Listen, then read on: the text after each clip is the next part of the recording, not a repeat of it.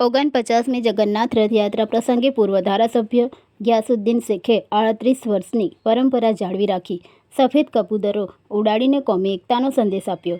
અમદાવાદમાં યોજાયેલી 149મી ઐતિહાસિક જગન્નાથ રથયાત્રા દરમિયાન શાહપુર વિસ્તારમાં પૂર્વ ધારાસભ્ય ગ્યાસુદ્દીન શેખે છેલ્લા 38 વર્ષથી ચાલી આવતી પરંપરાને યથાવત રાખી મંદિરના મહંત શ્રી દિલીપદાસજી મહારાજ તથા રથયાત્રિકોનું ભવ્ય સ્વાગત કર્યું હતું। આ પ્રસંગે ગ્યાસુદ્દીન શેખે મહંત શ્રી દિલીપદાસજી મહારાજને શાલ ઓઢાડી ગુલાબના ફૂલહાર અર્પણ કરી સન્માનિત કર્યા હતા તેમજ રથયાત્રામાં જોડાયેલા યાત્રિકોને મોમેન્ટો અર્પણ કર્યા હતા।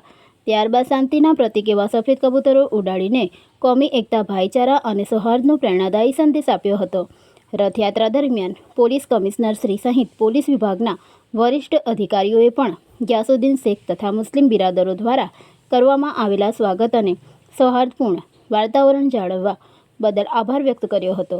પૂર્વ ધારાસભ્ય ગ્યાસુદ્દીન શેખે ત્રણેય રથ તેમજ મહંત શ્રી દિલીપદાસજી મહારાજનું ફૂલહારથી સ્વાગત કરી કોમી એખલાસ અને સામાજિક એકતાનું ઉત્તમ ઉદાહરણ પૂરું પાડ્યું હતું।